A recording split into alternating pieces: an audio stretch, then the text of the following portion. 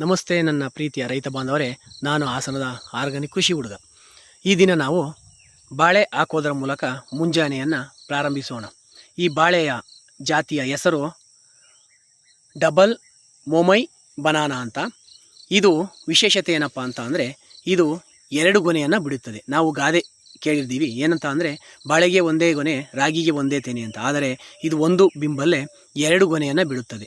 ಅಂದರೆ ಇದು ಮೊದಲ ಬಾರಿಗೆ ಒಂದೇ ಗೊನೆಯನ್ನು ಬಿಡುತ್ತದೆ, 2-3ನೆಯ ಸಾರಿ ಕೂಲಿಗೆ 2 ಗೊನೆಯನ್ನು ಬಿಡುತ್ತದೆ. ಇದನ್ನು ನಾನು ಹೊರದೇಶದಿಂದ ತರಿಸಿದ್ದೇನೆ.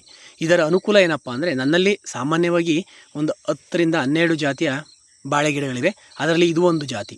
ನಾವು ಬಾಳೆ ಗಿಡವನ್ನು ಪ್ರಯೋಜನ ಏನಪ್ಪ ಅಂತ ಅಂದರೆ, ಇದು ಆಯುರ್ವೇದಿಕ್ ಸಂಬಂಧಪಟ್ಟಂತೆ ಇದರ ಎಲೆಯಲ್ಲಿ ಊಟ ಮಾಡುವುದರಿಂದ ಆರೋಗ್ಯ ವೃದ್ಧಿಸುತ್ತದೆ. ಹಾಗೆ ಬಾಳೆಕಾಯಿಯಲ್ಲಿ ಪಲ್ಯವನ್ನು ಮಾಡಿಕೊಳ್ಳಬಹುದು. ಅದರ ಬಾಳೆಕಾಯಿ ಹೂವಿನಲ್ಲಿ ಅದರಲ್ಲೂ ಕೂಡ ಪಲ್ಯವನ್ನು ಮಾಡಿಕೊಳ್ಳಬಹುದು. ಹಾಗೆ ಹಣ್ಣನ್ನಾಗಿ ಯೂಸ್ ಮಾಡಬಹುದು. ಜೀರ್ಣಶಕ್ತಿ ತುಂಬ ಹೆಚ್ಚಾಗಿರುತ್ತದೆ.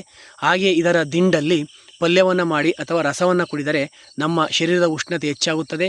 ಹಾಗೂ ನಮ್ಮ ಶರೀರದಲ್ಲಿರುವಂತಹ ತಲೆ ಕೂದಿನ ಅಥವಾ ನಾರಿನ ಅಂಶಗಳನ್ನು ಹೊರ ಹಾಕುತ್ತದೆ. ಹೀಗೆ ಇದರ ಅನುಕೂಲ ತುಂಬ ಪ್ರಯೋಜನಕರವಾಗಿದೆ. ಇದನ್ನು ಸ್ವಲ್ಪನೂ ಕೂಡ ವೇಸ್ಟ್ ಆಗದೇ ಇರುವಂತಹ ಗಿಡವಾಗಿದೆ. ಇದು ತೆಂಗಿನ ಮರದಂತೆಯೇ ಇದರ ಎಲೆ, ಇದರ ಕಾಂಡ, ಹಾಗೆ ಇದರ ಬೇರುಗಳು ಕೂಡ ಆಯುರ್ವೇದಿಕ್ ಸಂಬಂಧಪಟ್ಟಂತೆ ಪ್ರಯೋಜನವಾಗಿವೆ. ಇದನ್ನು ನಾವು ಈ ಗಿಡವನ್ನು ಹಾಕೋದರ ಮೂಲಕ ಈ ದಿನವನ್ನು ನಾವು ಶುಭಾರಂಭವನ್ನು ಮಾಡೋಣ. ನೋಡಿ, ಆಲ್ರೆಡಿ ನಾನು ಗೊಬ್ಬರವನ್ನು ಗುಂಡಿ ತೆಗೆದು ಗೊಬ್ಬರವನ್ನು ಹಾಕಿದ್ದೇನೆ. ನೋಡಿ, ದನಿನ ಗೊಬ್ಬರವನ್ನು ಹಾಕಿದ್ದೇನೆ.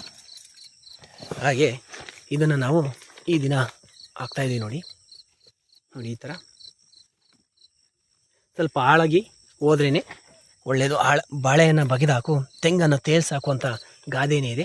ನೋಡಿ, ಈ ದಿನವನ್ನು ನಾವು ಬಾಳೆ ಹಾಕೋದ್ರ ಮೂಲಕ ಶುಭಾರಂಭ ಮಾಡೋಣ. ನೋಡಿ, ಇಲ್ಲಿ ದನಿ ಗೊಬ್ಬರವನ್ನು ಇಟ್ಕೊಂಡಿದ್ದೀನಿ.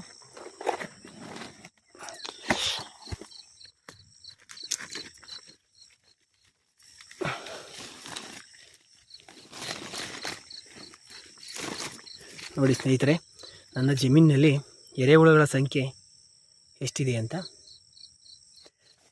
ನಾನು